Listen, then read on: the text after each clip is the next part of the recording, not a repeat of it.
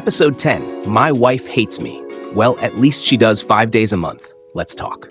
Marriage is one of the most beautiful, complex, exhausting, exhilarating, confusing, and sacred things I've ever experienced. And today, I want to talk about something many men feel but rarely say out loud. I want to talk about those days. You know which ones I mean. The ones where, for some reason, everything you do is wrong. Your tone is wrong. Your silence is wrong. Your timing is wrong. Your breathing is somehow wrong. It's as if the very air between you two has changed, like walking into a room with invisible pressure. Nothing is said outright, but everything is felt. And in those moments, I find myself thinking, I think my wife hates me. Now, don't get me wrong. She doesn't hate me in the way enemies hate each other. She doesn't hate me like someone who wants to leave or destroy what we've built. It's not that kind of hate. It's something else. It's tension. It's heaviness. It's a space she goes into. And I, as her husband, feel it deeply. And over the years, I've started to notice the pattern. It lasts about 5 days. Now, I know someone's already thinking, oh, you're talking about hormones or cycles or moods. No, not exactly. This episode isn't about biology. It's about emotion. It's about presence. It's about what happens in the heart of a man when the person he loves the most seems to turn cold, distant, or even irritated by his very existence. It's about those days where a man, who would do anything for his wife, suddenly feels like he's walking on eggshells in his own home. Let me say this first and loud. I speak for no man but myself.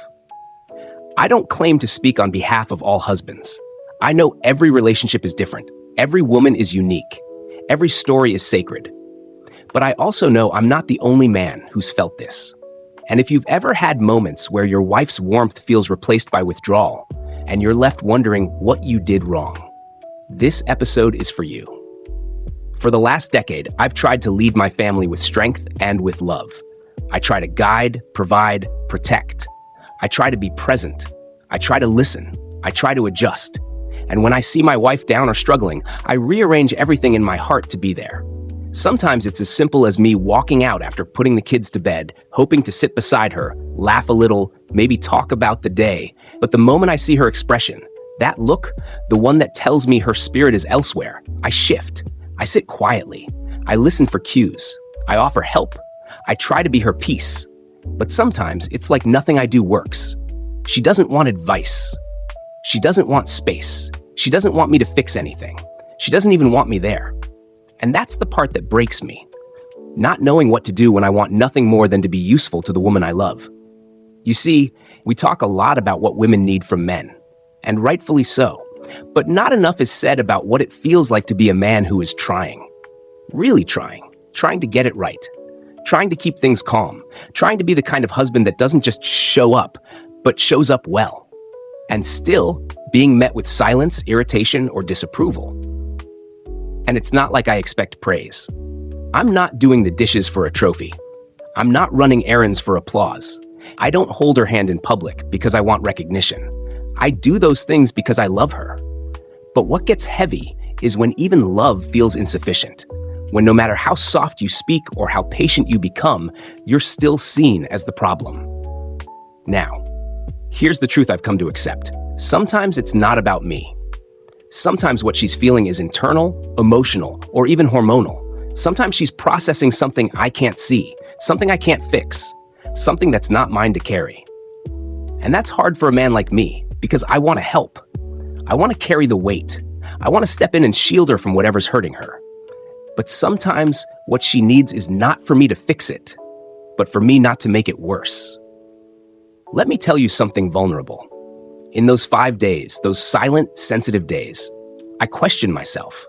I question my role. I question if I'm doing enough. I question if she even likes me anymore. And no, I'm not being dramatic. I'm being real. Because when you love someone deeply and they withdraw emotionally, even just for a few days, it stings in places that are hard to explain. Here's what I've learned, though, after years of going through this cycle. It's not personal. It's seasonal. It's human. My job as her husband is not to take her shifting emotions as an attack.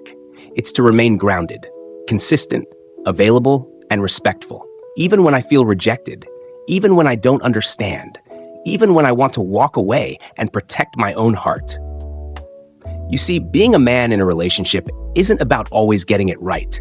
It's about being steady, especially when things feel uncertain. It's about being mature enough to say, I don't like how this feels, but I still choose to love you through it. Let me paint a picture here. Imagine you're at sea with someone you love. The weather is usually calm, but a few times a month, the waves get unpredictable. Your partner becomes quiet, distant, maybe even harsh. You could panic, you could yell, you could jump ship, or you could drop anchor, you could steady the boat, you could say, I'll wait until the waters settle. That's what it means to love someone through their changing tides.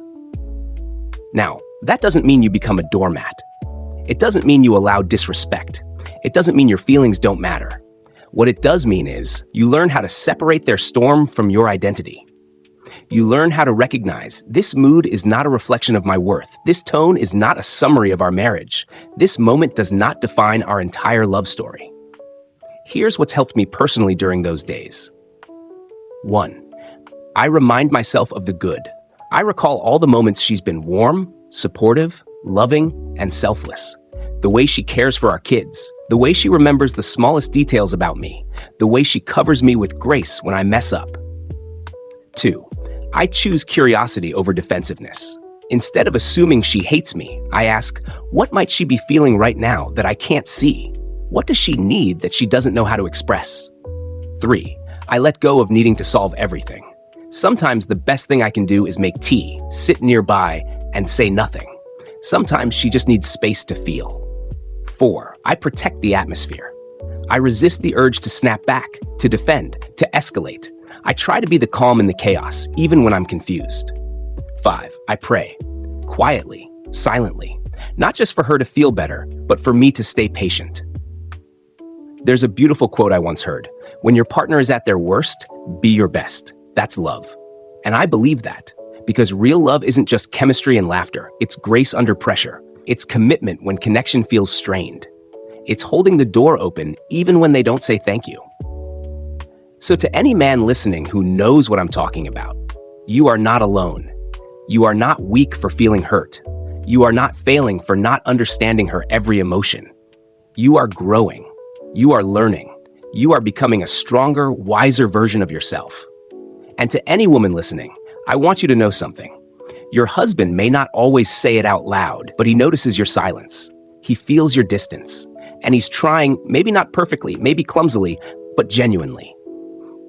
If he still shows up, if he still asks what you need, if he still helps even when your words are sharp, he's not just being obedient, he's being faithful. He's loving you even when it's hard. Let's all remember, we're not perfect, but we're present. We're not always right, but we're willing. And that willingness, day after day, is what builds trust, longevity, and grace into our relationships.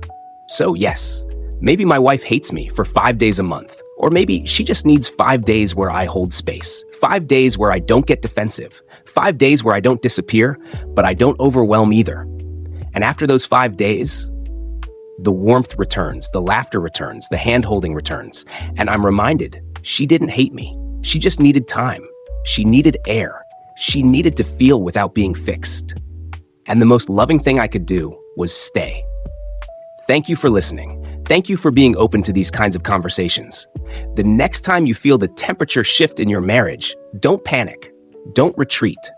Just breathe. Stay present. Stay grounded. Because love, real love, isn't proven when things are easy. It's revealed in how we hold each other when things feel hard. You're not alone in this. I'm with you. See you next time.